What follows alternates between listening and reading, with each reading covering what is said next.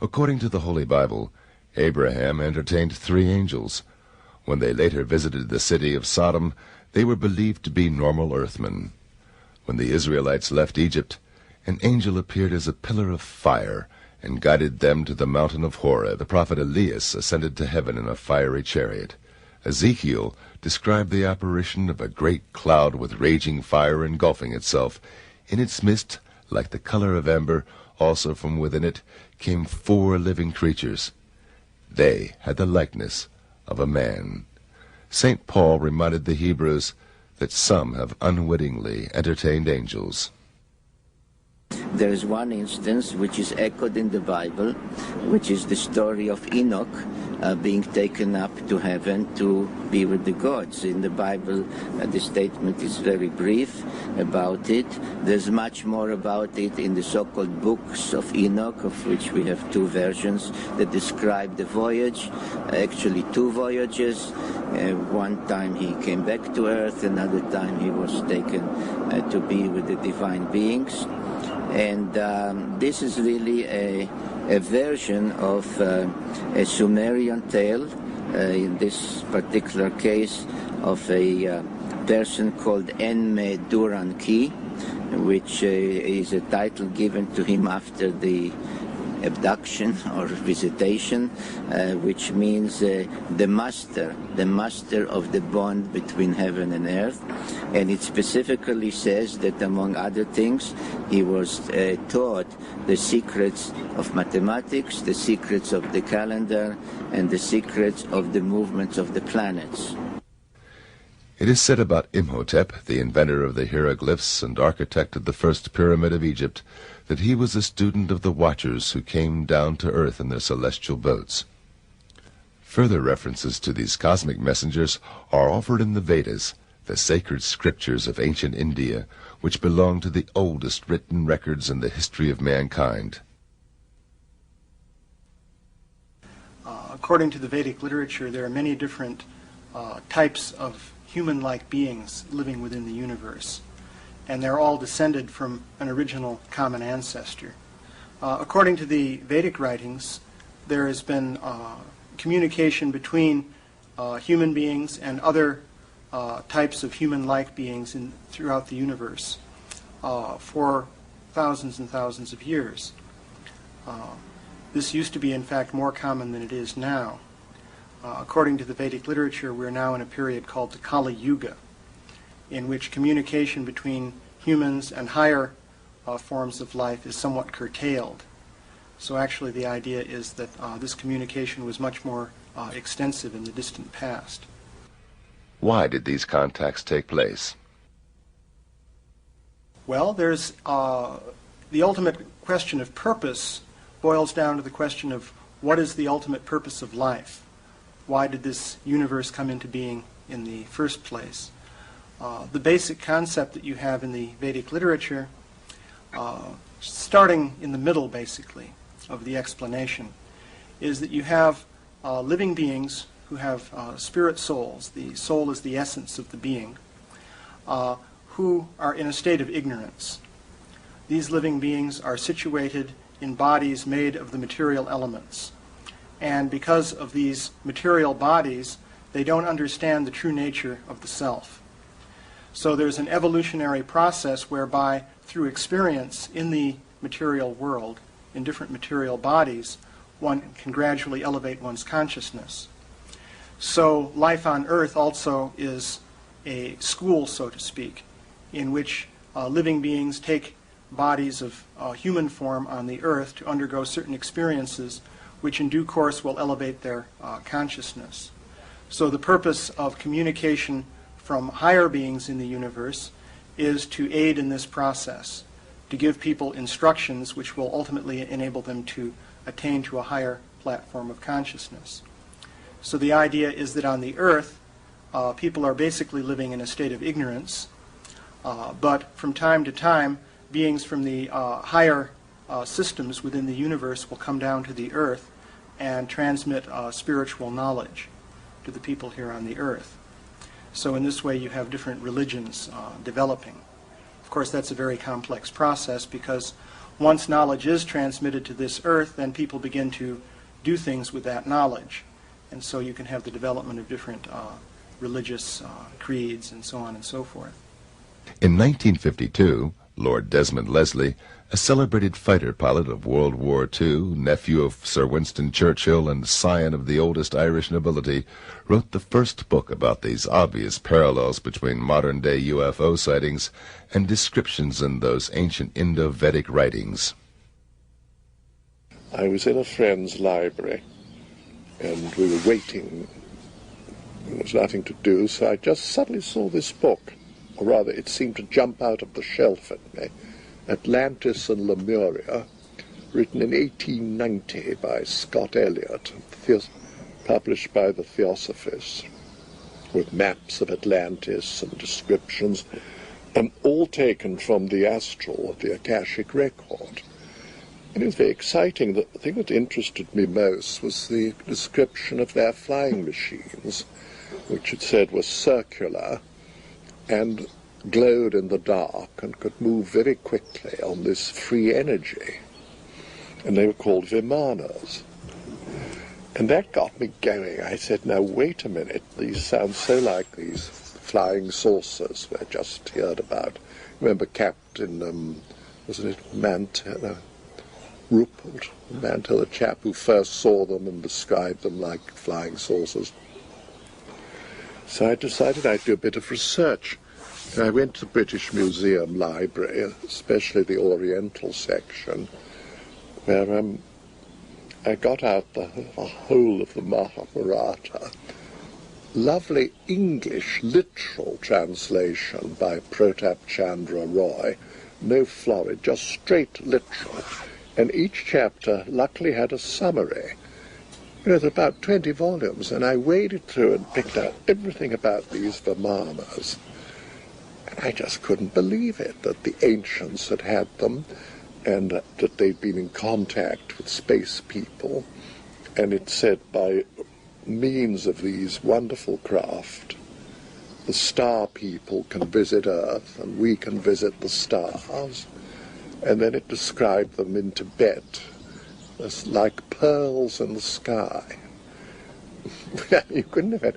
Well, then I read on, and there was things about wars in ancient India, and some of the weaponry they used with able to make three-dimensional images of a false army. Holograms, surely. A thing called the Brahma weapon, which had the power of the universe, and a light of 1,000 suns, which Teller then quoted. You remember about the atom bomb. And it said that the survivors rushed and bathed and threw off their arms, but a few days later their hair fell out, their skin turned red, and they died of a horrible sickness. And the army was so burned, they were just like, even the elephants were shadows on the ground. Well, that was Hiroshima, surely. So I said, you know, all this has happened before, whether it was a space war or war among the Atlanteans, I don't know. For one entire year, Lord Desmond searched in old libraries for references to ancient UFOs. Then he completed his book. And then I got from a correspondent in America,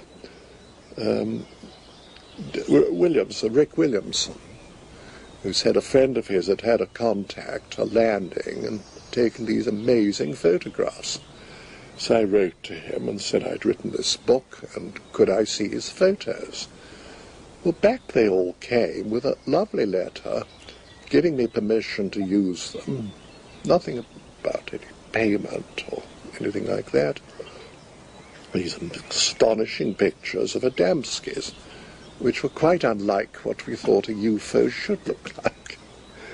And we had them tested for atmospheric hazing and recession and all, and it came out that they were large objects quite a long way away and not little models close up. And he seemed a very nice fellow. And then he wrote a rather sad little note saying that I've written an account of this landing and want to publish it. So my then publisher, Werner Laurie, who was headed by Waveney Girvan, said, well, if you use his photos, you're going to kill his book, so what are we going to do? So we sort of looked at the ceiling and bit our nails, and Waveney said, why don't we have a joint publication, your book and then his as the second part? I said, well, that's a marvelous idea. George Adamski, a lecturer on Tibetan philosophy in metaphysical circles, had observed and photographed dozens of UFOs at that time. On November the 20th, 1952, together with 5 witnesses, he drove into the Californian desert to watch for UFOs. After they had a sighting together, he separated from the group and saw a dome-shaped craft. A young man in brown overalls with long blonde hair came out of a ravine and approached him. They started communication in sign language. At the same time, his companions observed the encounter through binoculars and confirmed the contact later in notarized affidavits. Lord Desmond decided to investigate the George Adamski case on site. Well, and I eventually got over to America at a time when you couldn't take any money out of England, 1953, and met this amazing man. And he lived in a little house up on Palomar Mountain with his secretary, Lucy McGuinness, and Alice Wells. They're very hospitable. Making a little money hadn't affected him. And he was an incredible fellow. You know, he would sometimes really annoy you by telling you the most absurd things which you knew weren't true. And at other times he'd come out with such profound wisdom. Are you going to be able to filter this off? And you talked to him, you asked him? I have, more or less on gestures and mental telepathy, as it is known, talk transfer. He does not speak. I mean, He didn't at the time, but I have met him since, and he does speak very well English as well as in the other language. Did he tell you where he came from? Yes, this time he told me he was from Venus, although I have met men from other planets as well. And you had to sort of dig information out of him. Now, perhaps you remember the first contact. He said he took photos, and they all were burned or didn't come out because of the UFO being so near. I asked him if he had the negatives, and he dug them out, and they were black. But I held them up against the sun, and you could see the UFO. It was there, but it needed a lot of light to see it. He hadn't spotted that. He also hadn't spotted that all the proportions of it were in perfect golden section. A lot of little details like that. Now, I asked the 2 ladies, Lucy and Alice. They said yes, they'd seen him talking to the spaceman, and they'd seen this flash as the UFO took off. And they also earlier, as he described, saw the big mothership. And that was chased away by a lot of American planes. You know, it just took off and went off. 4 years later, the U.S. Air Force project, Blue Book, officially confirmed that indeed one of their pilots chased a UFO on November the 20th, 1952 over Desert Center, California, precisely where Adamski met the spaceman. And the other thing that worried me was the footprint of the Venusian in the sand, because it was all sort of gravel, that desert. So he directed me so I could find the place. And I read the book, and it said the visitor kept rubbing his foot into the ground. And I did that, and under the gravel was beautiful sand, and I left a perfect imprint of my own feet. So that was true. Later, Adamski claimed he was contacted by extraterrestrials who are living among us unrecognized. They invited him to fly with them into space. Aboard a huge cigar-shaped mothership, he had the opportunity to take a look into outer space and onto the moon. He wrote a second book about these experiences, Inside the Spaceships. Then he described to me a thing, mind you, this was 1953, 54, how he saw these fireflies in space out of the UFO window, which then, 1969, the first moon trip, you know, Glenn sees these fireflies in space, exactly like Adamski. He told me there were 3 asteroid belts. Well, I believe they found a second one somewhere beyond Neptune. And he said there's another beyond Pluto. We wait and see. And he told me how when he was on the big mothership, they had this amazing, amazing movie. I've never seen anything like it. All the images, there was no screen, and everything happened all around you. Well, that was a hologram. But you know, no one had seen a hologram. They hadn't been invented. I believe if you read this published material, you will find the descriptions of the firefly effect that was years before John Glenn reported it in 1961. The description that there are more than 9 planets in the solar system, actually 12, and we have acknowledged 11 so far. His description of the darkness of space, quite different from what you would expect to see here from the surface of the planet, also reported by the astronauts. There are numerous accounts of what he has described from space, this atmospheric collection on the moon, and activity on the surface of the moon as far as fog, clouds, water. All these things were reported by George Adamski already in the 50s, way before we had a space program. And I believe that stands for itself. People can always criticize, but I've yet to see any substantial, tangible evidence that anybody's ever come up with. Indeed, official NASA photographs show clouds and water on the moon, although these are impossible according to science. These photos were presented by the Danish NATO exchange officer, Major Hans C. Petersen, in a lecture in Washington, D.C. in 1995. Whether I like it or not, I have to say that science is not telling the truth. I have in my possession pictures from the moon which, one, show smoke or vapor or something else racing from a crater. Now, to have smoke racing from a crater, you need an atmosphere. Otherwise, smoke cannot race. So, moon has an atmosphere. Some advanced scientists today agree and say that the moon have an atmosphere 65% or 64% of Earth's atmosphere.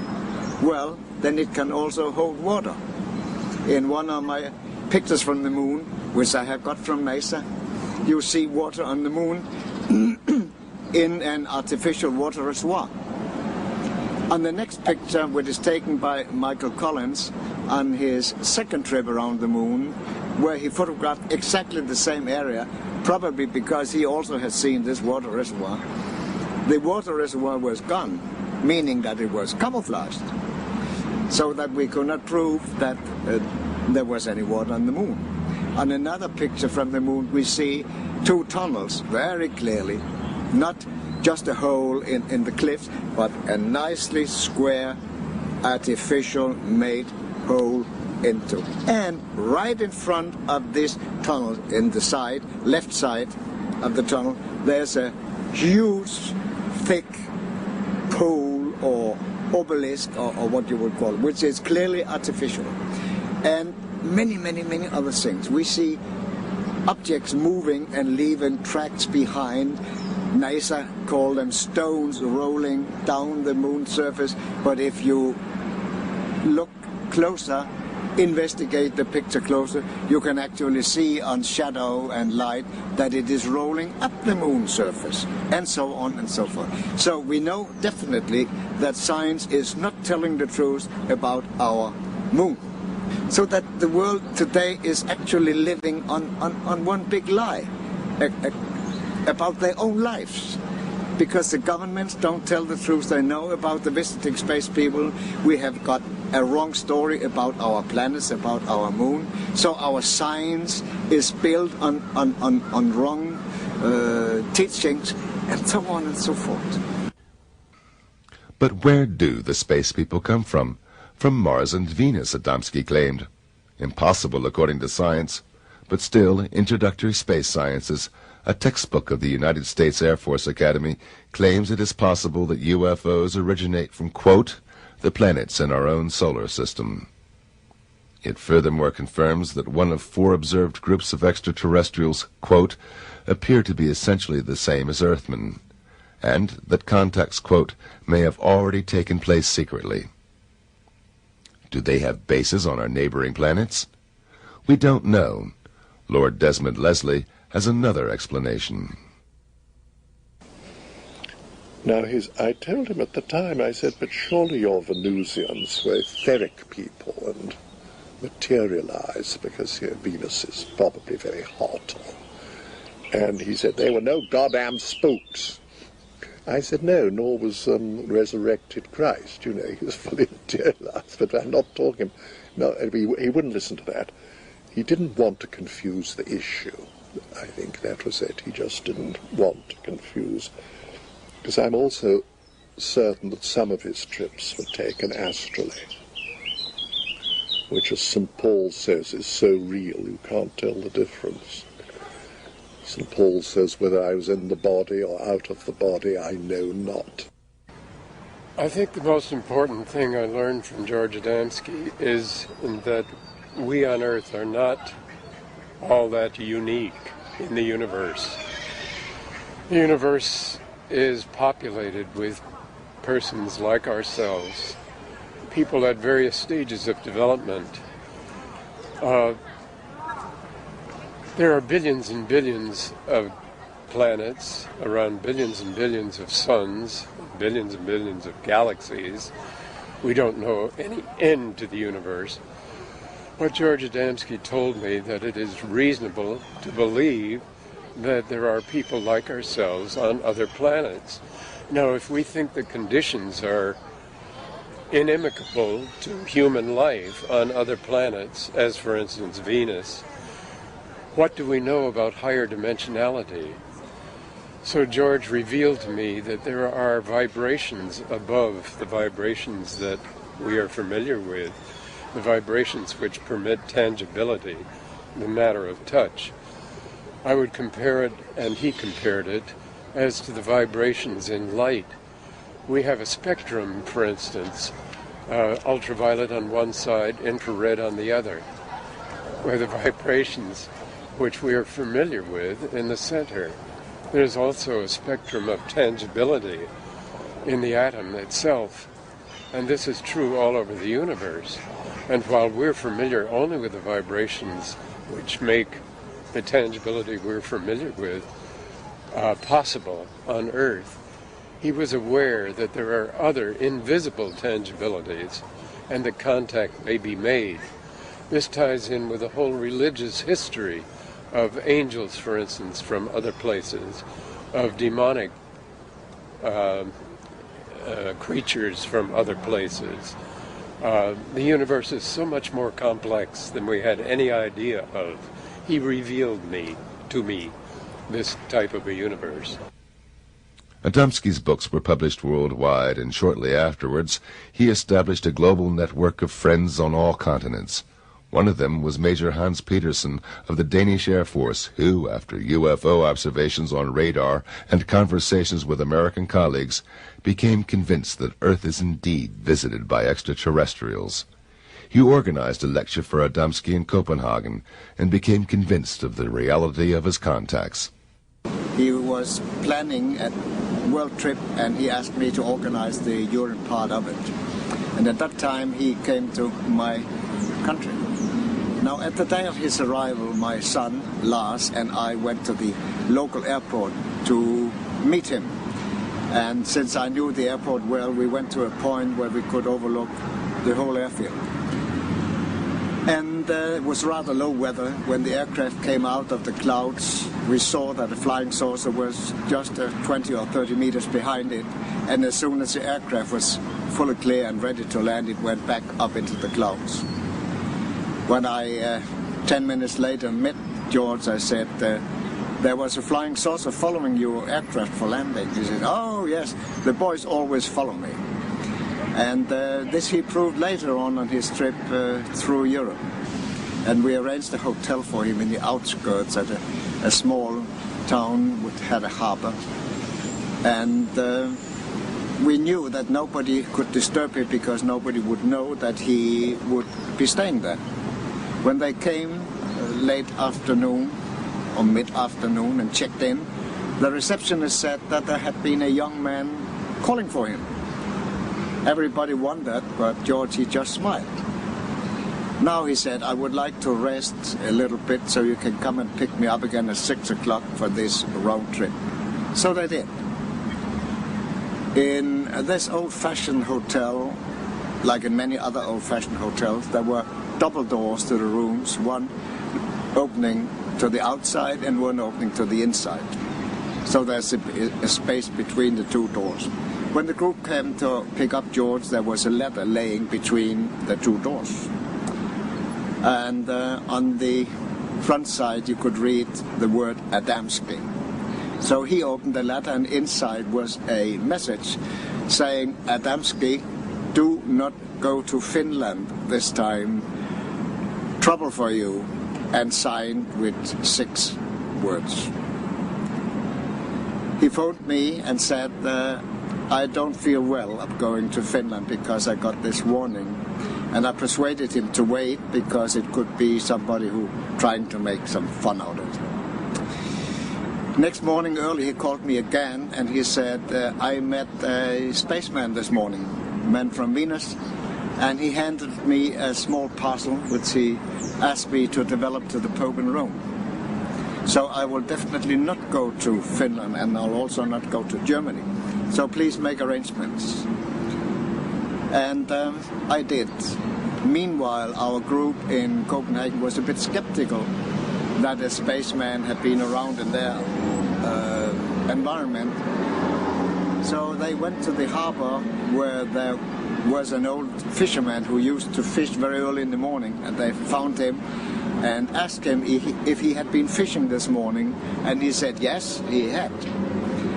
And they asked him if anything special had happened, if he had talked to anybody, something like that. He said no. Oh yes, he said, I talked to a funny American guy, but then there was a young man calling for him, so he left and I saw they were talking together. He came to London. He'd been to Rome lecturing, and he'd been on a European lecture tour where he met the Queen of Holland, and there was a frightful row and the students tried to disrupt it. And his lectures were run by Lou Zünstark, the niece of Carl Jung, lovely lady, with Tim Good, you know, who's written a lot of very serious books. Well, after his Roman visit, he just stayed with us for a few days to relax, and I kept the press away, and we took our little boat out on the Thames, and while we were there, he brought out some money, and among it was what looked like a little gold coin. And he just casually said, that's a bit of gold no one's ever going to get off me. And I said, why, it's very nice. And he said, look at it. It was a little medal of Pope John, who at that time was dying, John the 23rd. And he said, I saw him in Rome. He gave me this. I said, George, please. Nobody sees the Pope. He's dying. Tell me you've bicycled round the rings of Saturn. I'll probably believe you. But I don't think you saw the Pope. He said, well, I did. And he gave me this. And I gave him a sealed packet from the space people. He sat up in bed, and I gave him this package. He said, oh, that's what I've been waiting and praying for. I said, what was in the package? He said, I don't know. The space people gave it to me. It was sealed. I wasn't going to ask questions. But he said, that man isn't going to die. He looks so fit and well. And then the next day, I think it was a Sunday, the news came, the Pope was dead. And George said, the bastards, they've murdered him. Well, they hadn't, because this is another interesting bit of evidence. Years later, the Pope's doctor told the story of Pope John's last days, how he had this form of cancer where in the last few days you have a false reprieve, and you suddenly look very young and well, and you feel marvellous, and then, boom. Well, that's when George saw him. But nobody knew that for many years. So then I said to Lou Zinstag, who was tell me, Lou, what really happened? He didn't see Pope John. She said, well, all I know is we went to the Vatican, we went to the St. Peter's Square at George's insistence, and he suddenly pointed, said, that's my man. And there was a priest with red here. I said, well, that's probably a bishop or Monsignor, somebody rather important. And he said they embraced like old friends, and they went off through the private entrance on the left, not the public. And I said, well, that's amazing. Then what? And she said, well, an hour later, he came out jumping up and down like a schoolboy, saying, hooray, I've seen him, I've seen the Pope, I gave him the best. And Zeus said, if that man was an actor, he's the best actor I've ever seen. I've never seen anyone so radiantly happy. Now, interesting thing, he was with us several days before he mentioned it. You know, if it was a load of bull, he'd have probably said, look what the Pope gave me, I've seen the Pope, here's a medal. You know, not at all, he kept rather quiet about it. It just sort of came out. So I thought, well, I'm going to do one more test. I was at school with Basil Hume, now Cardinal Hume, in the same dormitory, and I even put Eno's fruit salts in his pot one night, and it fizzled when he peed. Anyway, we were good friends. And I asked him, I said, listen, Basil, this little gold medal of Pope John the 23rd, where can you buy it? Can you? Oh, no, not at all. You can't buy those, only the Pope will give you those. I told him Adamski'd got one. He said, well, he must have done something very special to get one of those. And you know, Papa Pacelli, Pius XII, had a contact in the Vatican gardens. He said he met two angels, well, okay, Venusians, and they told him there was a wonderful future ahead for our world. George Adamski's meetings with the Pope and the Queen of Holland were not his only encounters with the mighty ones of this earth. He visited the United Nations several times. Once I know for sure he was invited by Utan, the General Secretary at that time, and he spent a full day in the United Nations, and as he said afterwards, I stayed there for one full day and I talked to a lot of people. George Adamski told me that he was able to enter any department of the government in Washington, and he showed me his ordnance pass, which enabled him to do this. I was very familiar with this type of a pass because I had worked for the United States Ordnance Department between the graduate work at the University of Rochester in the physics department and my work at Eastman Kodak Company. George was very good at keeping a secret. It was part of his integrity to be able to do so. He did this on both sides. If he had been told by the government not to speak about a thing, he did not. If he had been told by a spaceman not to speak about a thing, he did not. It was not easy. He said it this way, my heart is a graveyard of secrets. At another time, this will be to go too far to tell details about it, but he left Earth for some days for another planet. I was informed beforehand that he would leave the planet, and he called me right away after he came back and told me that he had to go to Washington on his arrival because he had a message to the president. But he said, I cannot tell you what this message is, but if you follow the political situation on Earth, you will, for yourself, be able to see what the message contains. In 1 year, you will see the result. And 1 year later, we had the Cuban crisis. And if you put your hand on your heart and tell the truth, you will probably know and acknowledge that if President Kennedy had not solved the Cuba crisis just the way he did, we would have had the Third World War. For in the final analysis, our most basic common link is that we all inhabit this small planet. We all breathe the same air.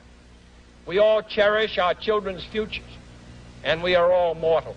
This is just a few details out of, you could say, hundreds of things which you could tell, which all together fits into the picture that this man was something special, that he was telling the truth, and that those who were in power all over the world knew that he was telling the truth. Why are they still not telling the public about the existence of UFOs and extraterrestrials? Why is the government, why are they all so paranoid about these? Because it's free energy. End of the oil monopoly, aviation as we know it, the automotive industry. For something much better, but, you know, they won't get their greedy little hands on it. So they'll get any lengths. When the oil runs out, they'll probably pretend they've discovered it and release it. We have a great deal to lose, both politically and economically, by the type of acknowledging that the fact that they're here. They propulse their craft by electromagnetic energy. This is free energy. It radiates from every planetary body, and it costs nothing. Free energy, you wouldn't have to pay your light bills, gasoline for your cars, any of this, etc., etc. And we as a society, we as a world, function on the consumption of petroleum. We literally, if we stopped using petroleum, the whole world economic system would cease to exist. The type of chaos that would result, the people who control the power have no intention of letting that go. That's one of the reasons. There's also religious reasons as well, because some religions teach that there's nothing up there. And when they have to start acknowledging the fact that life is a universal manifestation, then we have to rethink some of the statements we have. And we're very rigid in our minds. We don't want to acknowledge anything different or change. I think you can see that in the political climate here in the United States today. Glenn Steckling, a U.S. airline pilot, controls the heritage of the UFO contactee today. The son of German immigrants, became a witness of UFO sightings and encounters in his childhood, as did many others in Adamski's vicinity. My experiences with George Adamski began in 1963 when my parents and I met him and later spent time with him both in Madeline Rotifer's house in Silver Springs, Maryland, and also he spent time with us in our house in Alexandria, Virginia. That was due to an experience that we had in Washington where we sighted a dome-shaped, bell-shaped craft, and due to that sighting, we got in contact with Mr. Adamski and then met him and subsequently spent the last 2 years of his life whenever he was on the East Coast together with him. I spent a number of times with G.A. George Adamski in Madeline's house when my parents and Mrs. Rotifer would go out and arrange lecture tours and engagements in the Washington area. And so I have very vivid memories of Mr. Adamski and the sightings that we've had out at Silver Springs. Many others besides the Rotifer film, which was taken a month before his death. And the type of people he was associated with, yes. When we moved to Denver, Colorado, we contacted Mr. Adamski after having read the book Inside the Spaceship and asked him, we were about to move to Washington, D.C., and if he would come and lecture in the area because that would very much like to have him there. He immediately wrote us back and he said, funny, there's a lady in Washington, D.C. who asked me the same thing. So please get in contact with her. And so this is how we became friends with Mrs. Madeline Rotifer, and with her we experienced with Mr. Adamski many of were privileged, many different experiences, such as seeing the Scout Cups, such as seeing, I can't even tell you how many Scout Cups or Space Cups we had seen over the years, because I don't think anybody would believe that. And then he went out to see that there was a Scout Cup very close to his window, because the very same thing happened to my husband and me some several years ago, shortly before he passed away. And we were sitting in the living room in the evening, and a feeling of great love came over us. Not a personal love, not an emotional love, a universal love. And with it came, the whole living room was lit up. And so we decided to go and take a look. And as we went outside, there was this beautiful Scout Cup hanging a few feet over the floor. You could see inside the porthole. It was the most fantastic sight. And this feeling stood with us, I would say, for many, many weeks. The most spectacular incident took place on February 26, 1965, when a lady from this circle, U.S. government employee Madeline Rotifer, participated in a contact and was present when Adamski filmed an alien spaceship with her own camera at close range. We met him in March of 1964. I arranged a lecture at the Civic Center about 10 miles away at Rockville. And we became friends. I knew him only 1 year and 1 month, the last year of his life. And he visited from California here about 5 times in that last year of his life, just intermittent. He didn't stay at this house all that time. But on February 26th, approximately 8 o'clock in the morning, a space friend, contact of Mr. Adamski, came to this house. I was still asleep, but when I got up, Mr. Adamski told me that he had been told that we should get cameras ready for filming later in the day. And of course, I had never seen one so close before, or I didn't expect that they were going to come hovering that close in my yard. I would have rented a Polaroid or prepared with more cameras, but Mr. Adamski actually helped me put film in the little 8mm Bell and Howell movie camera. And he had film in his Kodak camera too. And we waited. Now, they did not tell him what time they were coming, but this was earlier in the morning, but this was middle of the afternoon, about 3:30, when we noticed them at a distance. And we were at the dining room window looking out, and they came in closer. And by the way, 3 more spacemen came and knocked at the door just before the incident. And Mr. Adamski went, and they told him they said, "Get your cameras ready, they're coming." Now that is how close he was associated with those people from other planets. And it's difficult to believe, but they looked just like American. One of them had brown hair, and one had dark hair, and one had slightly gray hair. And they parked in a car. I believe it was an Oldsmobile, but I don't know the year, down here at the street when they came. And then the spaceship came, and we went outside. But I had a broken leg. I had fallen the month before in my living room, and I was in a walking cast. And but I was able to walk around, but with a little limping difficulties, but I did get around. And but when we came out on the porch up here and started to film, he told me to film, and he was going to film. I said, "George, I can't do this. I'm too wobbly." And I had not had the camera but 2 months. My husband had given it to me for Christmas just 2 months before.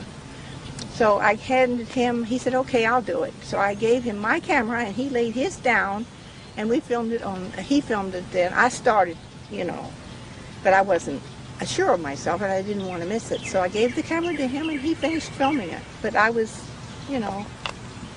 humping around in the background and able to walk, of course. without too much difficulty with his cast on.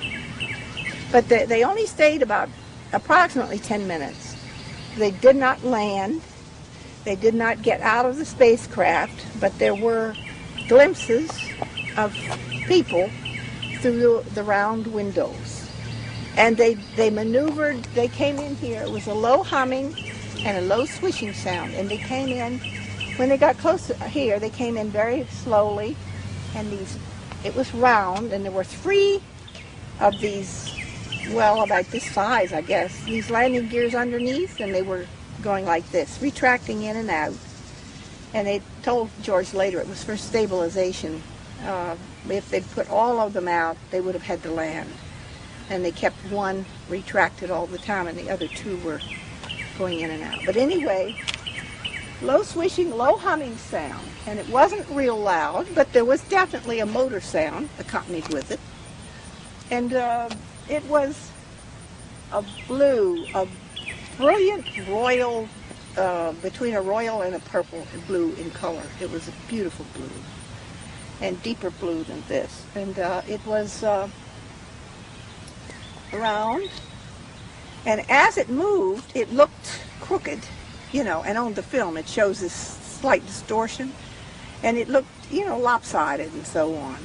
But they were moving and putting on this performance for Mr. Adamski to back up, you know, his efforts to get the world leaders to tell the truth about the visitors from other planets.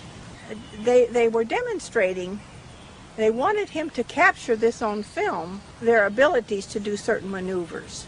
And they wanted him to have this proof to show the people of the world, because our world governments have better film and they haven't shared any of them with us. And they wanted Mr. Adamski to have this piece of film to show, you know, to the audiences when he was speaking, how they do these certain maneuvers. They did this on purpose.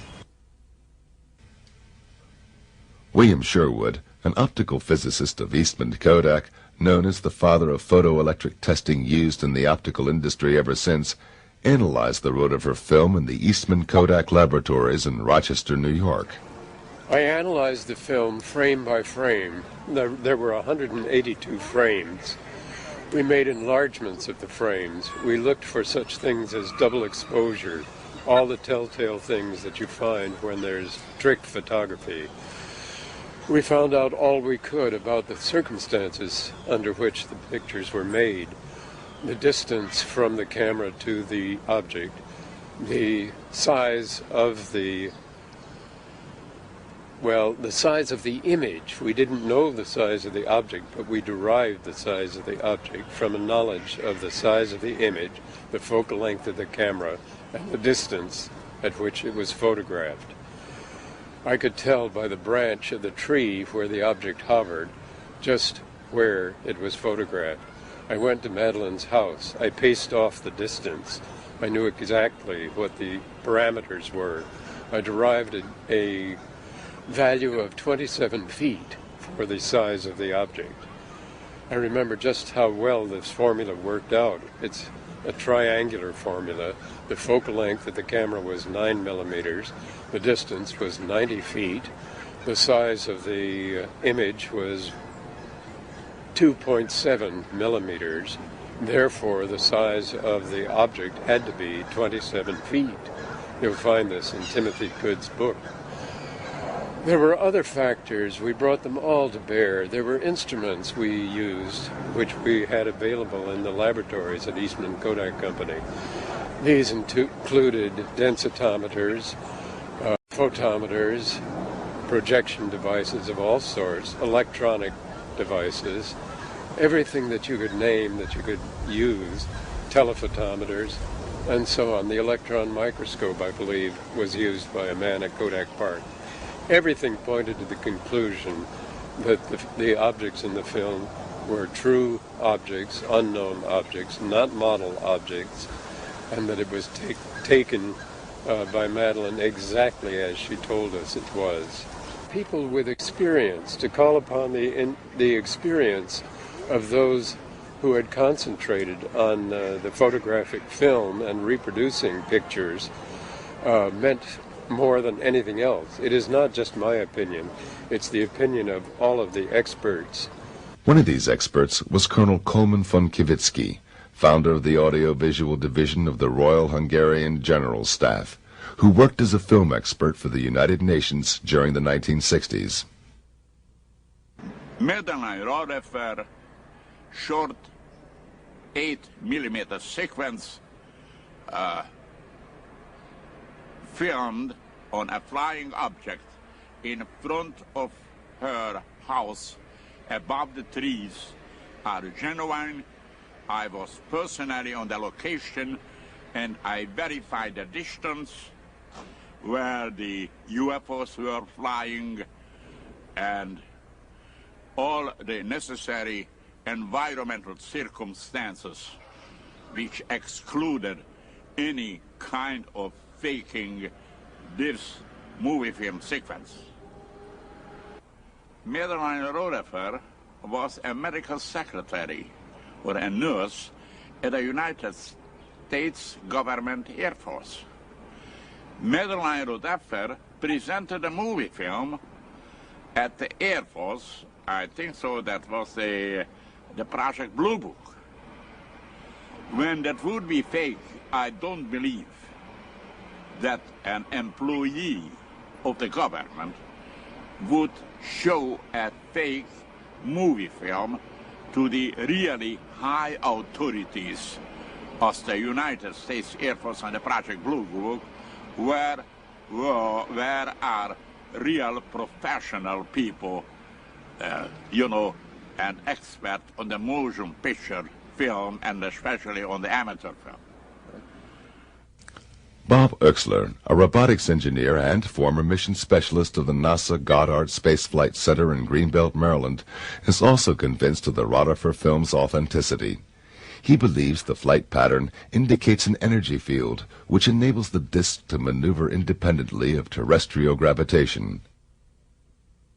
The individual images as they came up clearly showed something that you could not see with the naked eye in looking at the film or even looking at the individual prints under close scrutiny, and that there was a haze, if you will, a very tight haze, almost like a fuzzy outline around the craft itself on the image. Now, this, of course, compared to the trees that are visible in the film, which were crystal clear and very well in focus. In other words, you have a very sharp contrast. You immediately might be concerned about the possibility of capabilities of double exposure, which is, of course, very difficult to do with film. However, in this particular case, we found it very, very intriguing that the craft itself had very, very sharp contrasting edges along where the porthole areas are and around the top of the cab. But especially in the bottom portion of the craft, we began to see that there was light emitting from the craft, but this was not a light such as a glow, like a reflection you'd get if somebody was projecting a light onto an object. This was rather interesting because it tended to suggest that there was some form of energy associated with the vehicle itself that was actually causing this sort of a red glow in the undercarriage area. But that, along with the glow that we were getting, the sort of a haze, a very, very distinct fine haze around and very, very close to the craft itself through the images, suggested that there was an actual radiation effect. Almost, I guess you could liken it to a mirage effect. People are fairly familiar with when you ride down the highway during the summer and you look across and you can see the heat rising, and it tends to distort images that are behind the mirage. Well, this is very similar to the effect that we saw on this object, suggesting several things. One, that you were actually looking at a three-dimensional object as something that was superimposed onto the film. That, again, suggested credibility with regard to the film. And secondly, it suggested that there was technology associated with it. This was not just, a trash can lid or something that was just casually thrown up in the air while filming was going on.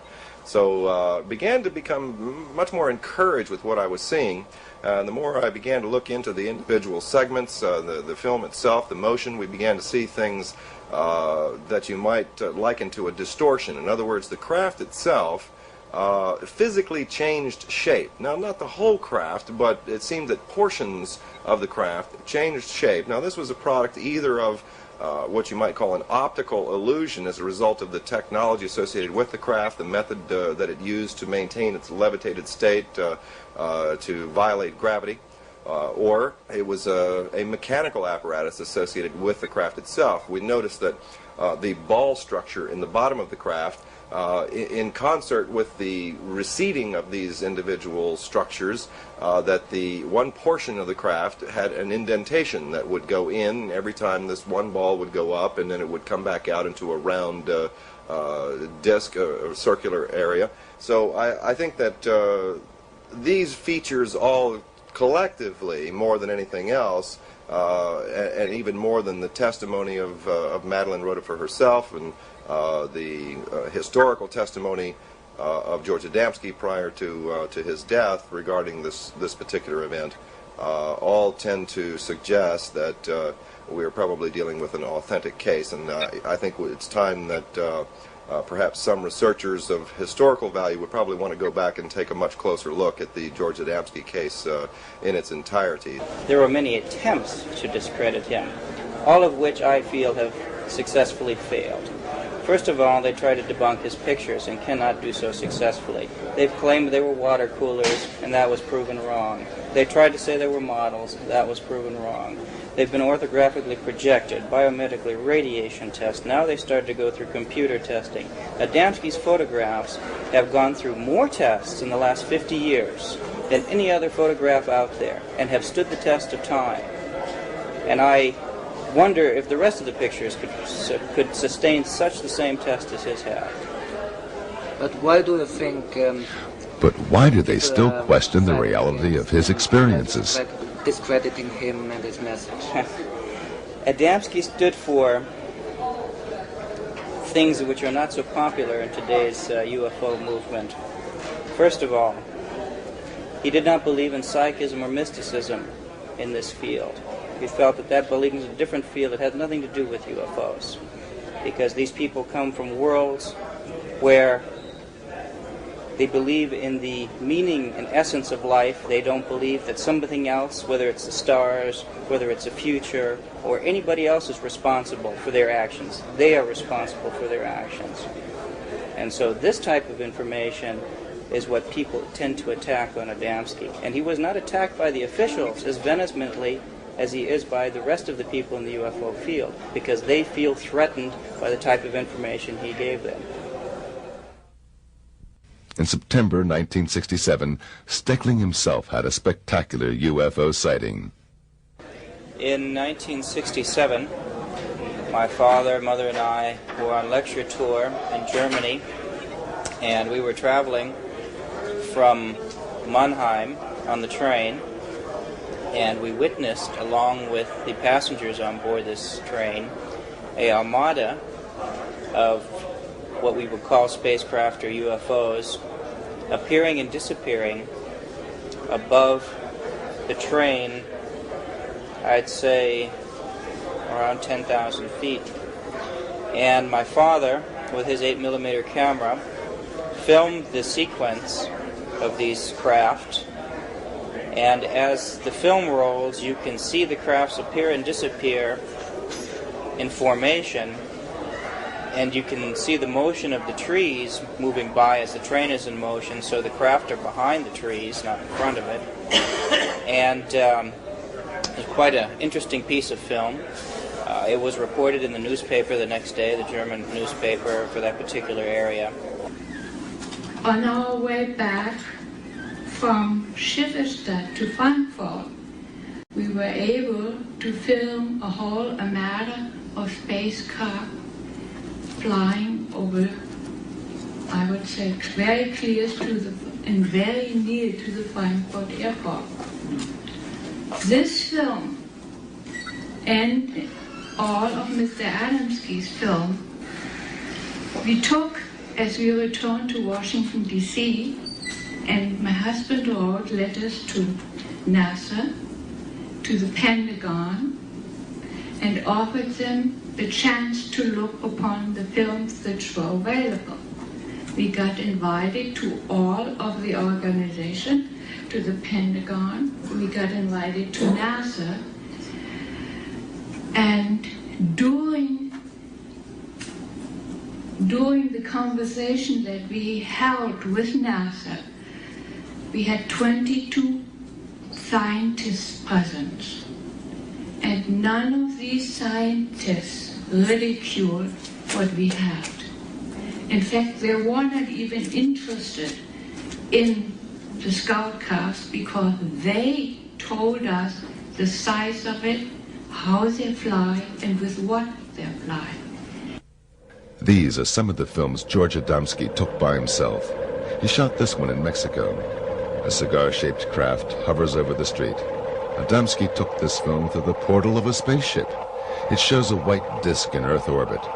In another film from Mexico, a luminous telemeter disk moves in front of a bush.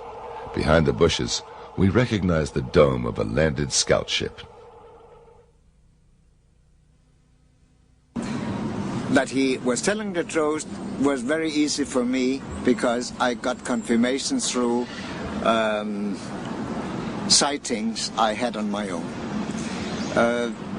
George had a lot of sightings, and he told us how small reconnaissance objects, not bigger than a tennis ball, looked. He told us that there were some even larger. He told us there was reconnaissance object with a crew, normally 3 normal-looking people and 2 robots. He told us there was big motherships who carried the flying saucers into the atmosphere before they released them. He told us about objects, underwater objects which could fly in space or dive. And he told us that they could dive into the water without any sign of disturbances on the water. Even if the water was completely still, it was diving just like on a trick film in a movie with behind a mirror or something like that. And over the years, I had many sightings where I saw these small reconnaissance objects. I saw the object with a crew. I saw a mothership, and I saw 2 landings and so on. And nothing of what I experienced was outside what George Adamski had told us. So to me there was no problem. I had the proof that he was telling the truth. Adamski-type spaceships were observed and photographed all over the world. They have appeared over Japan and Mexico, South America and England, and in many other countries. In August of 1991, one witness was able to film a landed, dome-shaped craft near Carp in Ontario, Canada. The small reconnaissance probes were photographed in Denmark and the U.S. from close range.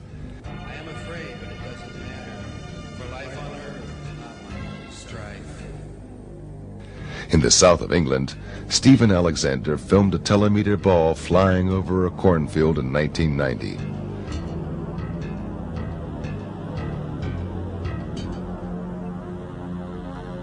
This spectacular footage was shot in June 1973 during one of the first flights of the Concorde.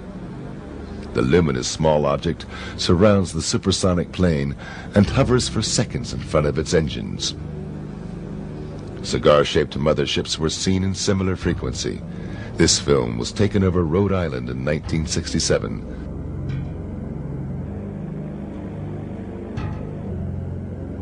This photo was taken over Texas in the same year, or over Lake Onega in Russia in 1978.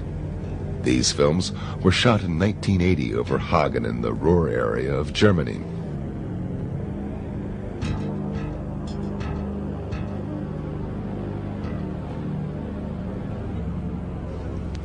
This official film with the Russian Space Agency was taken in June of 1992 by cosmonauts of the Mir space station.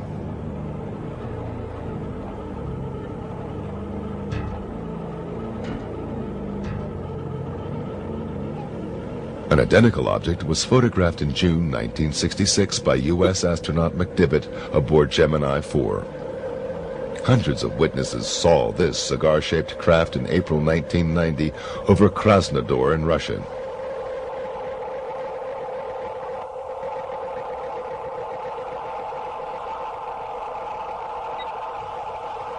This film was taken in July 1995 in Mexico near the Popocatépetl volcano.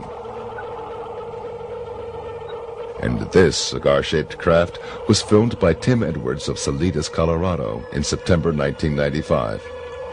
Experts who analyzed the footage came to the conclusion that the object is more than half a mile long. The mothership is surrounded by small, luminous craft. Another case from the year 1954 was even investigated by the British royal family.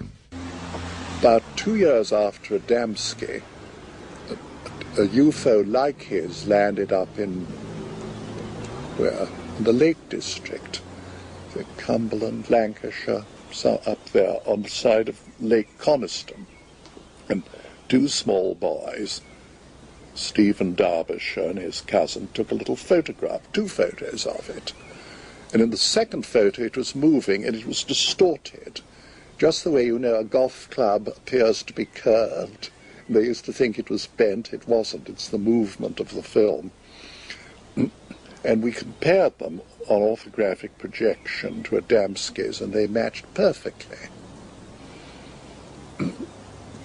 So Prince Philip actually wanted to see them, and they were sent. I arranged it through the Queen's Secretary, Sir Boy Browning, who was a very nice man, and husband of Daphne du Maurier, who wrote Rebecca, and a great war hero. and they were taken. But the deal was no press, no inkling. And the press begged me. They even said, look, just nod and we'll give you £1,000. Well, I mean, today I suppose some arsehole would have sold the whole story, but, you know, in those days a deal was a deal. So they met him and they told their story. Finally, Lord Desmond encountered a spaceman by himself when Adamski visited England. He was going to lecture in Bath, and again he was staying with us. This was an earlier visit, not the one the Pope, was earlier. So I took him to Paddington Station, and the sequence of events is quite interesting. It was a very grey, dull, dark day, okay? A porter took his bags. I said, get this gentleman a first-class seat. Yes, sir. So we went. So the porter chose the seat, not us. We went into this first-class carriage. There was one other man sitting in it with this marvellous silver-gold hair, beautiful blue suit, and dark Polaroids. Why wear dark Polaroids, you know, on such a dark day? Apparently they don't like our light. And he radiated, I don't know what. He just had such an aura that I was almost knocked over. And he then took off his glasses and smiled at us as much as say, hello, I brought you here. I hadn't been very well, unfortunately, and I was so sort of dismayed by this that I went out in the corridor and said, George, come here. What do you think about that chap? He said, I don't know. I said, well, I think he could be. I mean, there's something very odd about him. This orange skin, dark glasses. Anyway, I'm just making it up. So then the whistle blew and the train went. Well, I wish I'd stayed aboard, because they'd no sooner got talking than he revealed himself at the secret handshake. And he said he was working as a scientist in England, pretending to be one. At that time is 1963, when he was here, he had told us that there were quite some living in Europe, and he said there were 15 living in the Scandinavian area. And some stayed for a longer time, some stayed for shorter times. They came and they went and so on and so forth. Now, in the later years, we have found out that they are rather active in the Swedish area. And 2 days ago, I had a lecture in a society inside the United Nations called SEAT. And a week before I left, the space people working in Sweden sent me a elementary message to give to the United Nations and to the world leaders via one of the contactees in Sweden. So they are around, they are active, but in many, many cases, people don't know that they are there because, as I said before, they look just like we do. They fit into our society, they even work in our society. They are interested in and concerned in our development as a race, as a society, and the type of behaviors that we display, what we are doing to our planet, the destruction of the only place we have right now. We're not unlike they can go to different places. They're very concerned with that, and they bring a message of peace and understanding, purpose of life. It has nothing to do with fear, it has nothing to do with manipulation of the mind, nor the taking over of the world and this planet. I can assure you they have societies and much better places to live. They certainly wouldn't need this place. They've been coming amongst us for thousands of years, and we as a civilization are not very receptive to peaceful ideas. We tend to be very aggressive, whether we burn people at the stakes, or whether we discredit them for their ideas, or blatantly shoot and execute people. I would be very hesitant. I would be very cautious coming to this world because we're not very stable. And so they have decided to walk amongst us more in a Peace Corps type of situation and then help individuals or individual bodies with the type of information they bring. On April the 23rd, 1965, George Adamski passed away after a heart attack. He was buried in the Arlington National Cemetery in Washington, D.C., close to the grave of President John F. Kennedy. But in the hearts of his friends and followers, he is unforgotten to this day. They are convinced he was not just an ordinary person, but a man with a mission. The last thing he showed me, before he left, and that was the last time I saw him, he pulled up his thing and showed me his navel. He didn't have one. He had a starburst incised in his belly, the depth of my finger, cut into the flesh, deep, deep, deep channels. I said, how the hell did you get that? He said, I don't know, I was born with it, I've always had it. I said, well, who are you, George? He said, well, I don't know, but you see, I cannot remember anything before I was 4 years old, when my parents, who were Polish immigrants, came to America.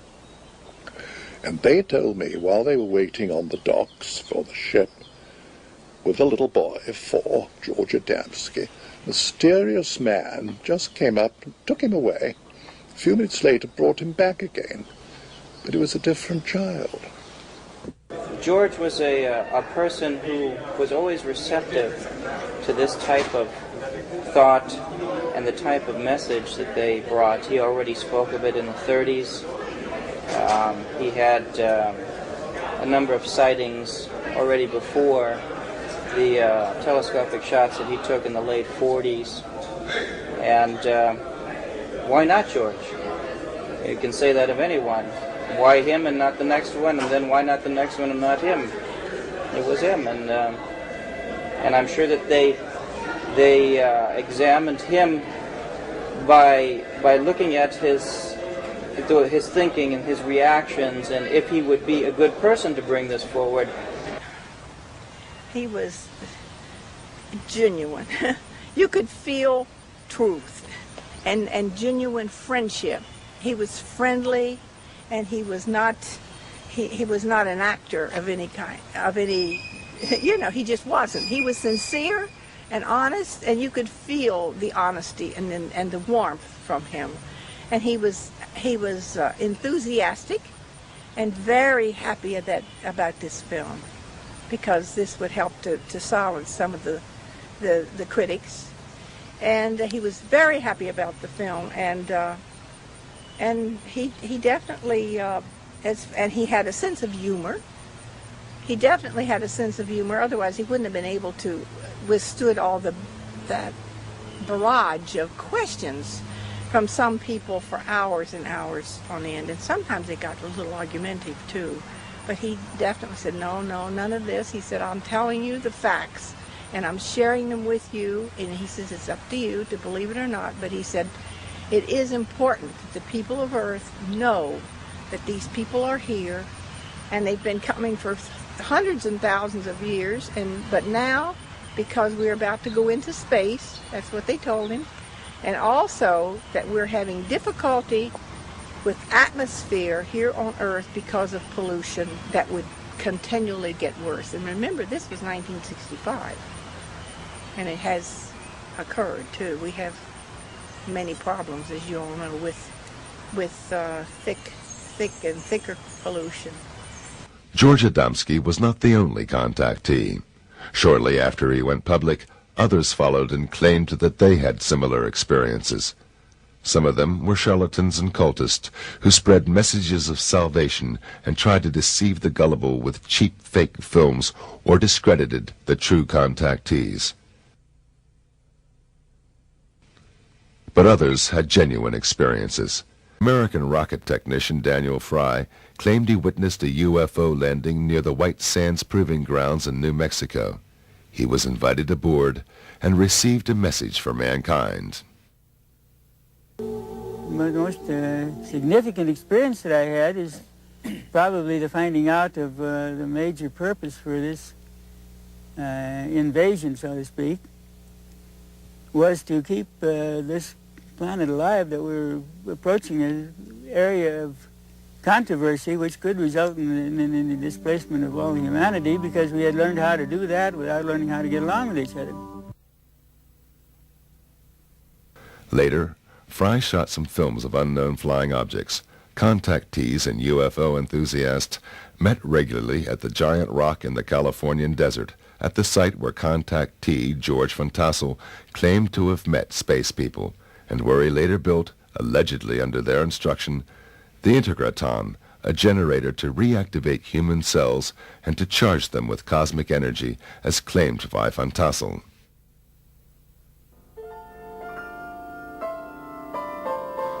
One of the early contactees who spoke regularly on the giant rock conventions was Howard Menger.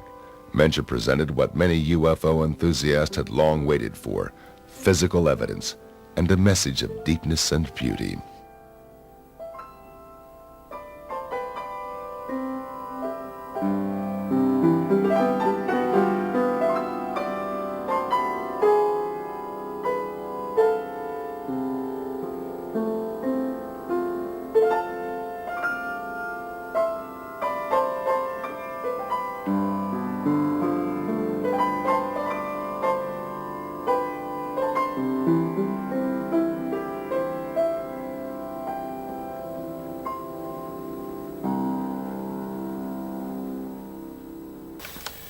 I was inspired by a trip to New York State in the Catskills. I was on my way up there under some kind of control.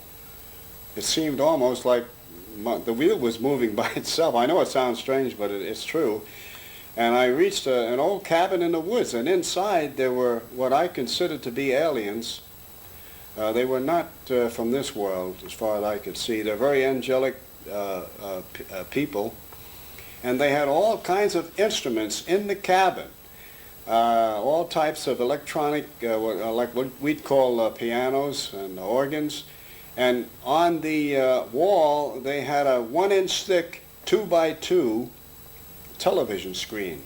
And they could move it anywhere they wanted to. I think we're getting that nowadays. We're getting into that now, 35, 40 years later. But I went in there and they showed me the instruments, the musical instruments, and I expressed the wish that I wished I could play the piano. And they said, well, maybe we can help you. I don't know what they did, but I could sit down after that visit to the cabin, after meeting these wonderful people, and I could play anything by ear. I think it all began when I was very young, approximately 10 years old, in the early 30s, when I went up into the woods, as I often did, and saw a beautiful lady on a rock with a stream going by. And I was really surprised because first I thought it was one of the farm people because there were farms nearby. But this woman wasn't dressed in a farm outfit. She was dressed in beautiful, flowing gown. And she had long blonde hair and gold-colored eyes. And she seemed to be waiting for me as though she knew I'd be there. And when she spoke in perfect English and a beautiful voice.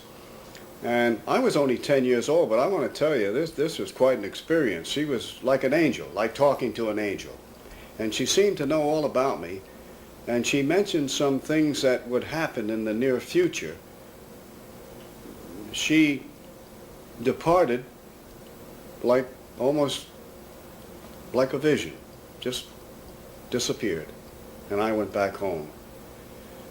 I didn't talk about it for weeks. Not even to my brother, who often went up in the woods with me. We saw discs in the sky, my brother and I, during that period, that same period.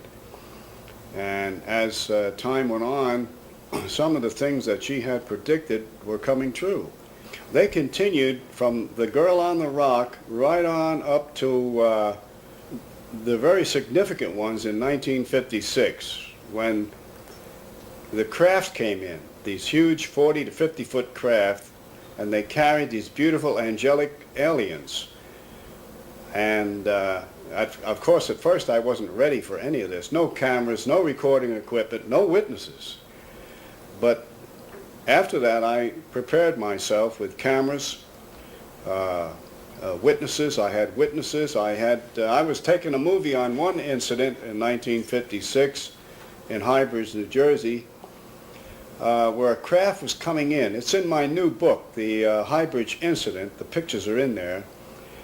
And the craft is coming in, and I'm taking a colored movie, 8mm movie of this. I have several witnesses from the local area, and also a federal agent from the Bureau in Newark, New Jersey was standing right next to me. I was filming a craft coming in. The door opens when it landed, and two men got out. One went to the left, one went to the right, and then a beautiful lady got out.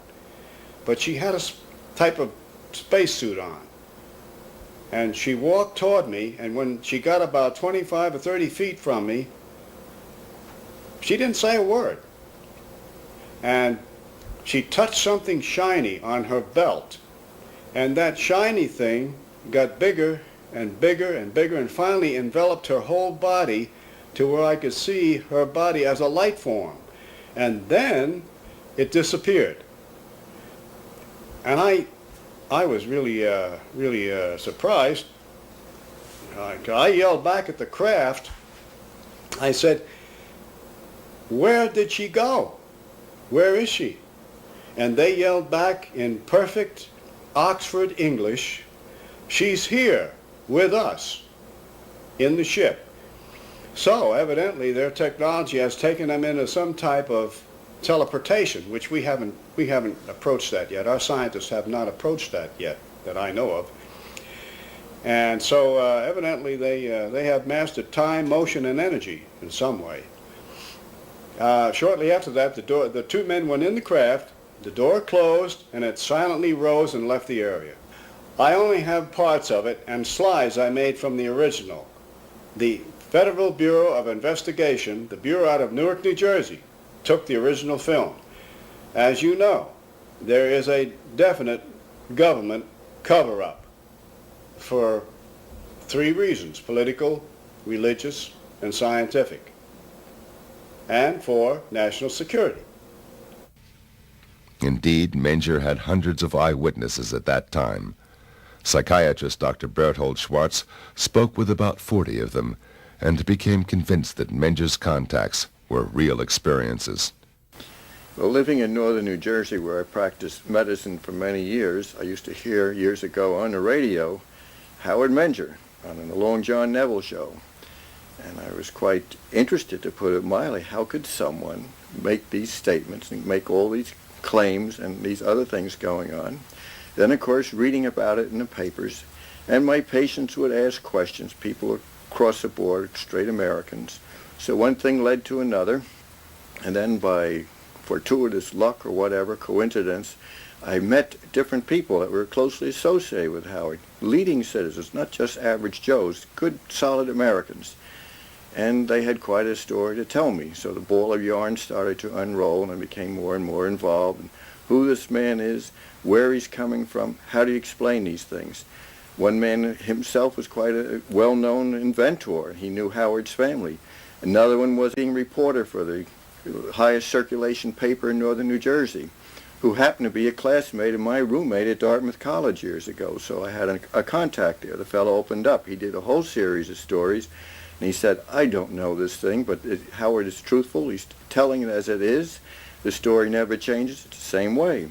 And in that town of Washington, New Jersey, I interviewed this high school principal. At that time, I interviewed a blind lady, but a very refined woman of some note locally. And she told me quite a story with another teacher, and a physician. Oh, gosh, you name it. Another fellow lived in the south part where they have all the hunting, and he kept on the moon potatoes that Howard had, so-called, the specimen he picked up wherever he was, out in space, who knows. But these people swore by him. They told some extraordinary stories. What did those eyewitnesses see? What did they describe? Well, I remember once, of course, the craft or whatever they are, the lights in the sky and the landings in the field, the great sociological, psychosocial significance of thousands of people present. And again, through synchronicity or luck, I had this patient whose father happened to be in the state police of New Jersey, so they wouldn't, as a physician, they're usually most courteous to me, occupationally perhaps. I went in and they opened the door and they said, we cannot explain this, we do not understand it, but yes, this is on the level, these strange things happen. And matter of fact, you couldn't shut them up, they had to go on and on. So, quite a story.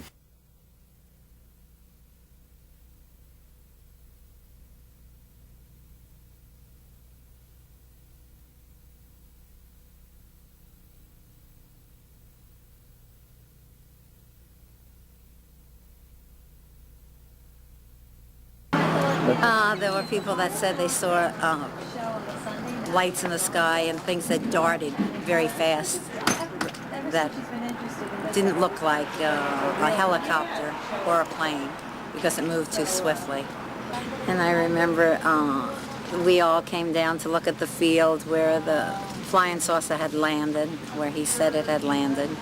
And it was round, like burnt mark on the ground where the grass had all been singed.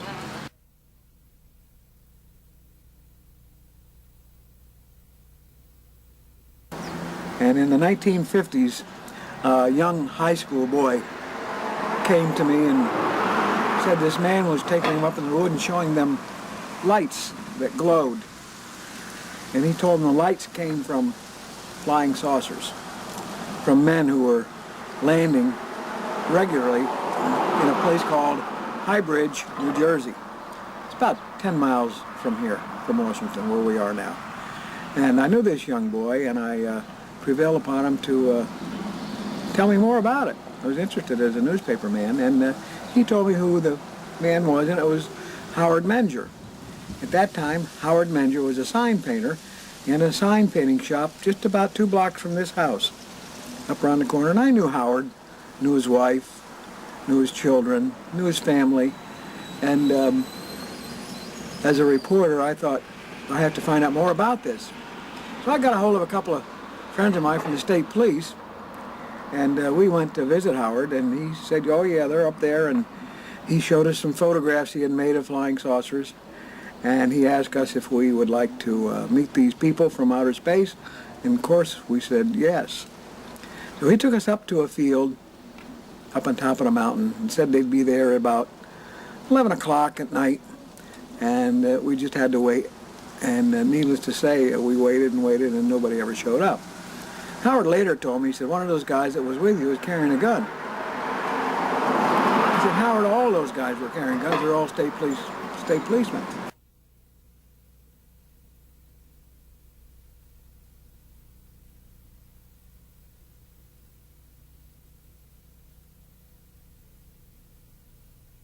one evening, he advised me that there would be a sighting he believed, so I took a girl I was dating at the time, whose name was Dorothy, and a friend who worked for my father. His name was Richard Barry, and he was repairing televisions for my father. He was a student, I think, of Princeton at the time.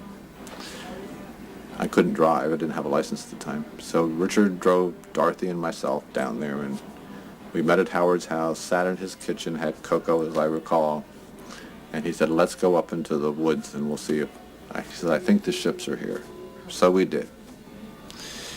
And it was Howard, his wife Rose, his sister-in-law Mary, who I think was single at the time, myself, Dorothy, and Mr. Barry.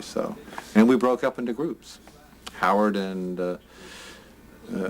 two of the women went one way, and myself and Mr. Barry and Dorothy went another way. And we walked down this wood trail, and we did see these pulsating lights in a ravine on the ground, and these were believed to be he said they were scout ships. And they seemed to be translucent. Like you could see through them, and they seemed to have brighter cores inside, like a light bulb would do, or a vacuum tube would do. And they would change colors. They'd be pink, and then they'd be green, and then they'd be white, and whatever. And they just kind of seemed to hover over the ground. One of them did seem to put out a little light, which kind of went round us, I think, and then went back in again. And we were awestruck.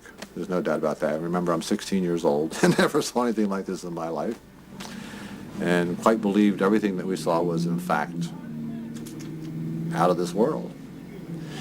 So we went back down to his house, and he said, I think one of the alien people trust this group, and they're going to make themselves visible.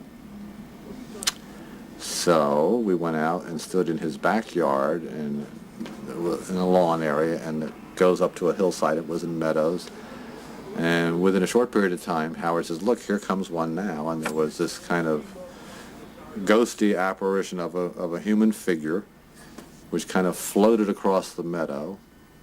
I remember he kind of went over a fence, kind of just floated over a barbed wire fence, and came near to us, but not that near that you could distinguish any features. I'm talking maybe several hundred feet. And then he faded away back into the woodland. And that was it. And we went back to the house, and we were just like, whoa. Greatest thing that ever was. Another incident I recall vividly, Augie Roberts, the photographer who was documented so much of this from the early days forward, was once at Howard's house, where Howard was, just after a whole series of exciting events out in the field with the craft landing, whatever the thing was. And Howard was alone in the house. Augie knew that.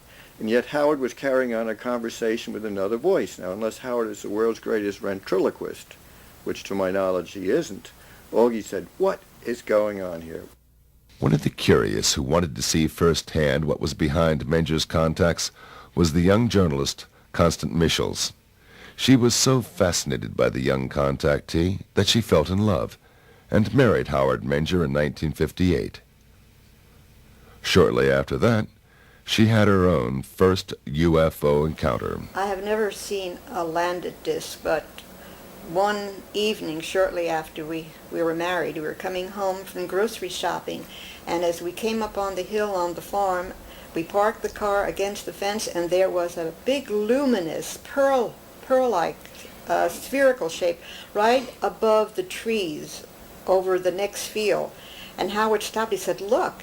And I said, oh, wait, I've got to get my camera. And by the time I got to the station wagon, turn around and get the camera, it was gone. That was one of the times. When we were on our honeymoon in Las Vegas, we saw the same pearl-like iridescent globular disc.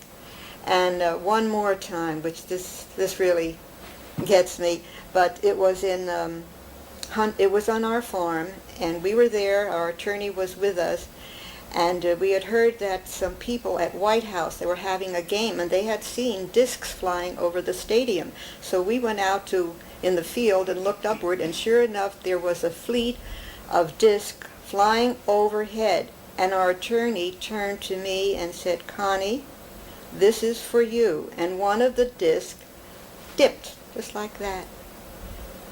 And that was that day, or that week, I became cognizant of the fact that I was pregnant. I was with child, our first child.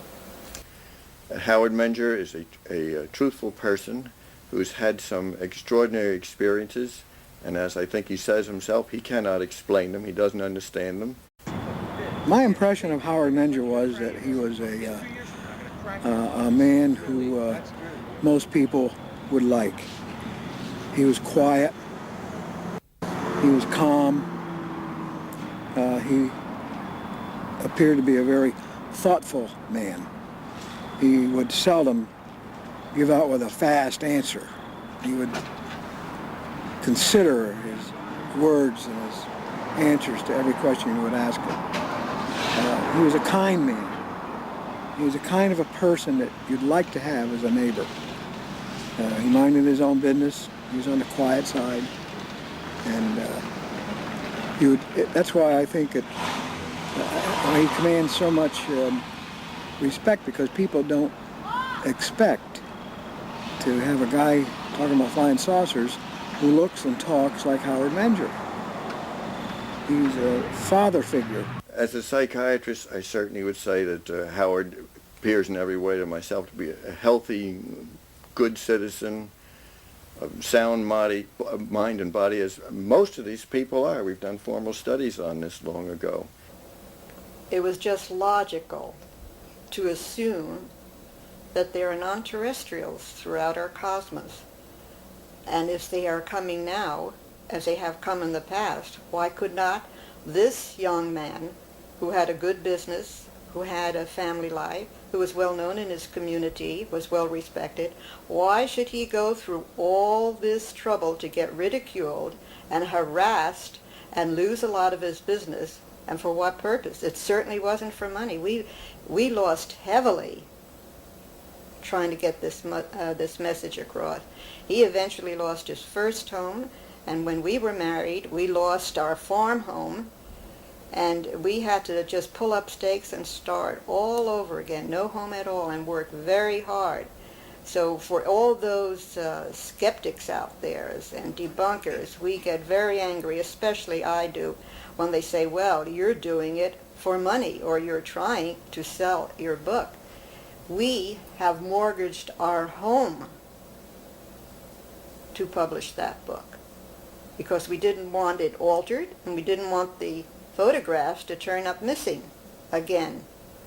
So we did it ourselves.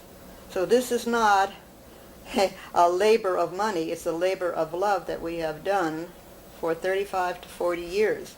So I was convinced at that time that he was doing it for the same reason. He was losing pitifully economically. But something was really pushing him on. And I'm very glad that later on the government came and backed him up to do some of the things he had to do. Unfortunately, it didn't last very long. Menger's most fascinating adventure with the space people was his trip to the moon in August 1956.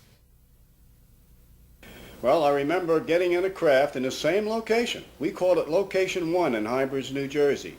They invited me in the craft. And they didn't tell me right away where we were going, but I found myself in outer space with a Polaroid camera, and there were about 8 or 9 people in there with me, aliens, and a man, a friend of mine from Hybridge, New Jersey, who I still don't mention his name because he doesn't want to mention, but he was in the craft with me. Went to school with him. We were up, we could see through the portholes the Earth getting smaller and smaller and smaller. It looked like a blue tennis ball with white clouds over it. Finally, we could see the moon approaching and getting larger and larger through the portholes, and I took pictures of the moon on the other side of the moon, where there's a line between the light and the dark, and there was like a small city there. And our government knows all of this. They know it all, but they're keeping it from the public.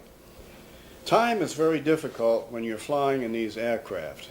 For instance, there's something I did notice on the moon trip.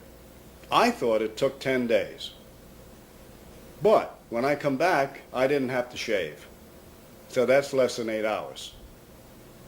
So there's something here in their technology about time. They're time travelers. As far as I know, their technology is so advanced we may never even have left the planet in a craft. We might have gotten in a craft and through their technology contacted the moon section and put it on a screen, and I thought, who knows? They're so far ahead of us that I really don't know. Any time that he came back from what he called a contact, he seemed to be very elated, very happy and elated, and just bursting with happiness or goodwill. It seemed to affect him that way.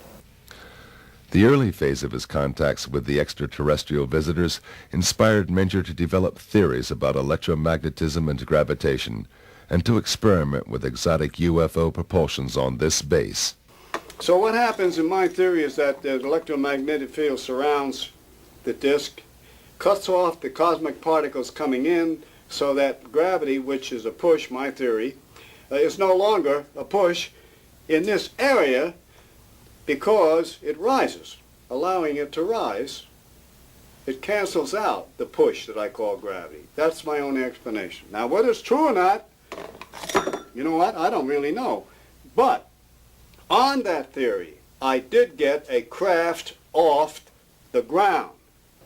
1951 was when things really happened, because I built an anti-gravitic electrodynamic propulsion 4-foot radio-controlled craft, which looked like a flying saucer. And I flew it quite a bit around Hybrids, New Jersey. And one time in the afternoon, it got away. My controls, I lost control of it, the radio control. And it went up about 500 feet and then went west. And I was pushing buttons like mad, and it just didn't respond. It got away. And there goes approximately, today's dollars, $60,000. Now, in those days, money, a dollar was a dollar. And it took me 2 or 3 years, a period of that time, to come up saving that kind of money and buying the parts to build a craft like that. But it was successful because 2 weeks later,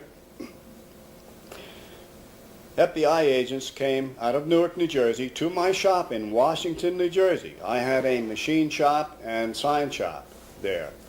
And they said, Howard Menger? I said, yes. They said, well, we want to tell you that your craft crashed, and they showed me the pieces, on the Ohio-Pennsylvania border, which is several hundred miles from Hybrids, New Jersey. So that, and it crashed. I don't know whether it hit a tree or what happened. And they traced me from the parts. I bought these parts in electronic shops and hardware stores on Route 22 in New Jersey. And they went to these stores and traced it down. And they're very good at this. And they came right to my shop and said, stop, don't do it again.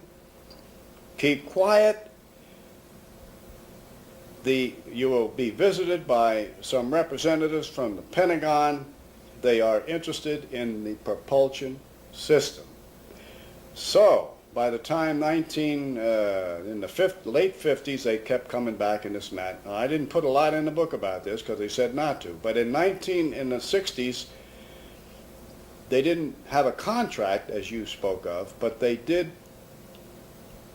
sponsor me to go to Colorado Springs and actually build, in cooperation with 80 other scientists, engineers, and all types of men who knew what they were doing, build a between 40, 50-foot craft, and it flew successfully. And we were shushed up, none of us could talk, And it was a wonderful experience, all paid for by the government. I have a picture of a Mercedes-Benz that the government paid for me to travel back and forth, Colorado Springs and Highbridge, New Jersey. The deal with the government had its price. Menger had to leave the UFO movement completely. Yes, they did silence me. I silenced voluntarily because of national security, which was their biggest reason. And being a patriotic citizen and a veteran of the United States Army intelligence back in World War II, yes, I did keep quiet for security reasons. Because in those days, the Soviet Union was at odds with us. They were our enemies. And they didn't want this technology or any of this out for fear that it would get in the wrong hands and used against us. For a time there, we had to give it up entirely, any contacts with UFOs and Howard was gone so much of the time. He was involved with the government, which it's very difficult for the family. I want to tell you, when you're dealing in intelligence work, it's very difficult for wife and family because your husband can't tell you exactly what he's doing or where he's going or when and if he's coming back. And that's all left up to conjecture, and it gets to be very uncomfortable at times. And however, that was resolved eventually, and Howard decided to give it all up and just devote his time to me and to the children and to his work until such times it would be more appropriate for us to talk about his experiences and our experiences together. But his life, his thinking, still was overshadowed by his experiences with the space people. They even influenced the life of his children, Heidi and Eric. Deeply. Yeah, the philosophy was probably the best thing they gave me anyway. I think it's given me a good open-mindedness and a good stable foundation.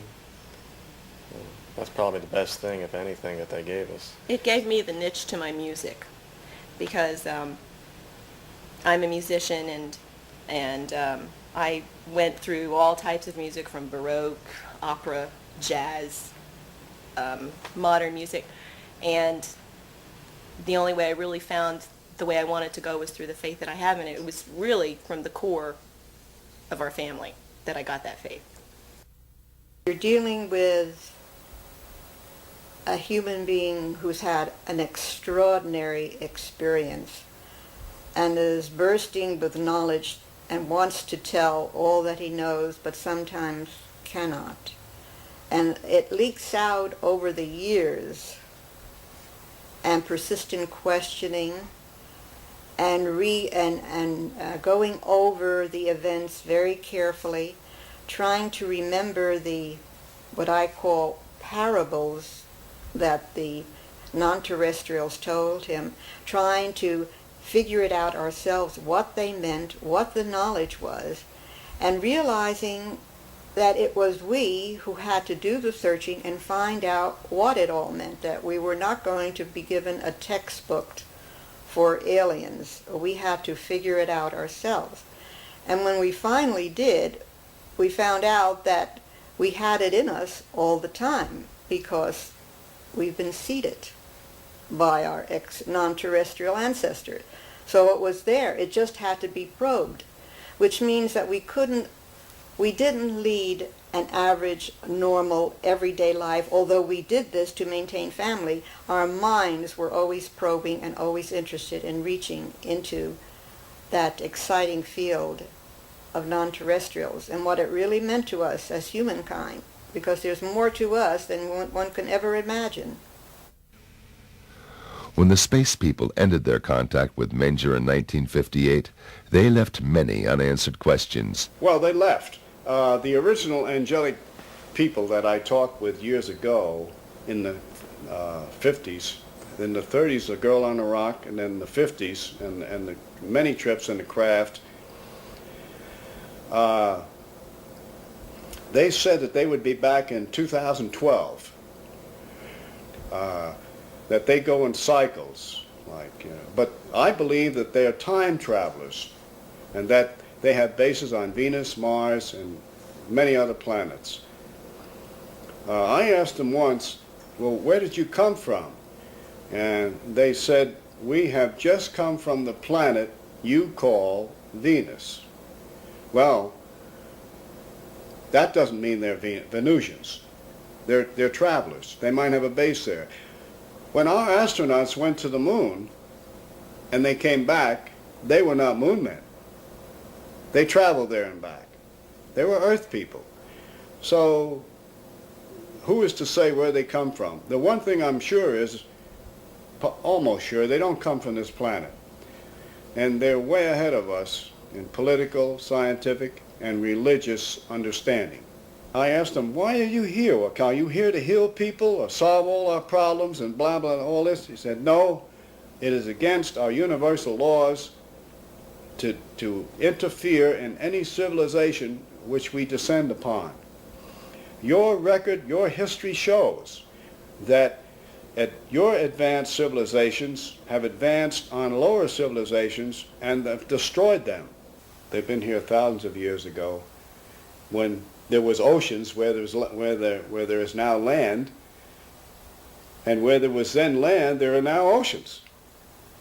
And when they come back, the civilizations have gone down, disappeared, like Atlantis and some of the others. They come back to check on us. They are our ancestors. They helped us to rise up from Homo sapiens to where we are now, to a thinking human being who can make tools and who invent technological things to help humans live a better life.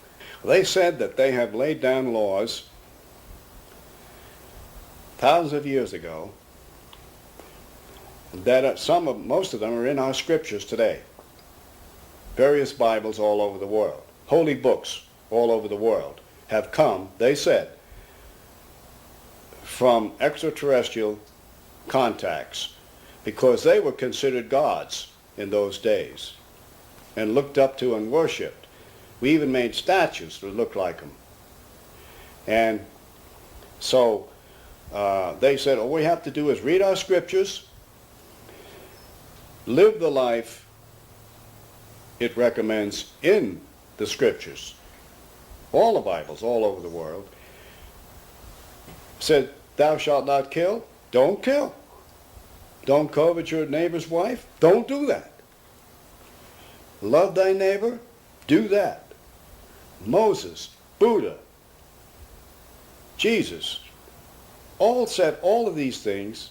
They were contacted by these aliens, angelic beings also. Connie Manger believes that there is a strategy behind the proceeding of the extraterrestrials, a program to educate us step by step. The alien receptiveness program is to gradually make us aware of our birthright, but it has to be a very slow process, and the memory of who we are and what we are is locked in our mythology, it's locked in our ancient scriptures, it's locked in ancient books, it's all over the world. If you will collate the information, you will see the pattern emerge. However, we have to go very slowly because the memory of that has been obliterated from most of humankind.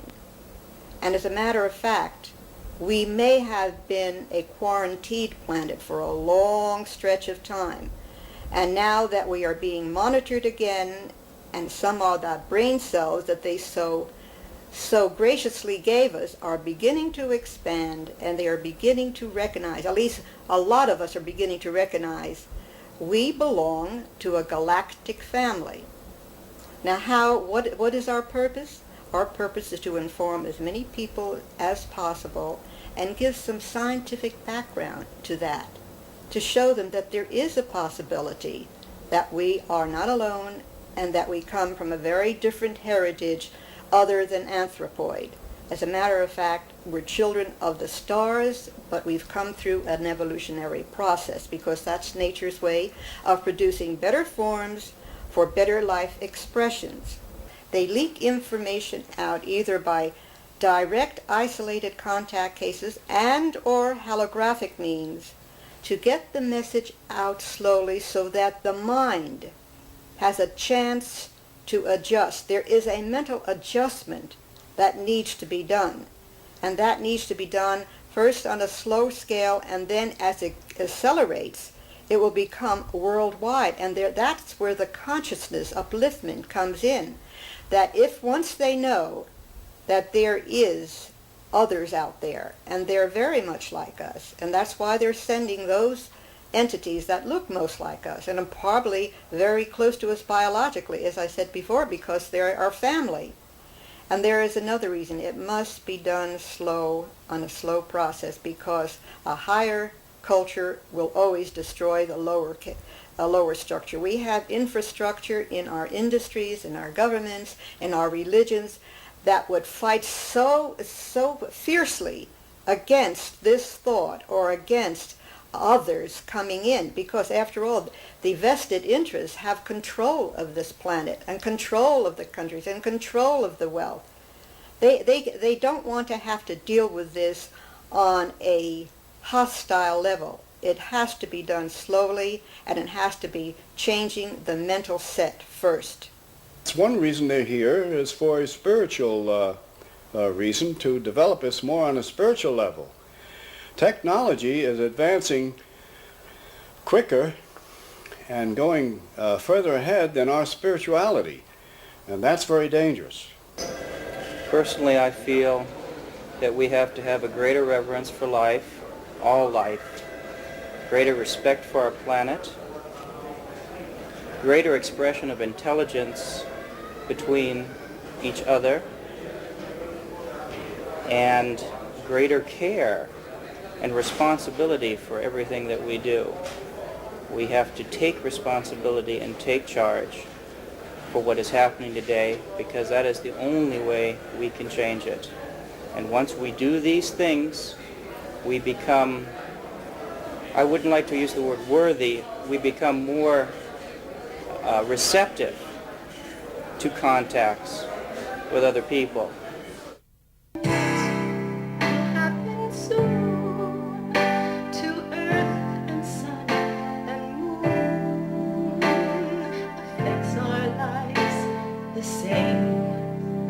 Don't you realize?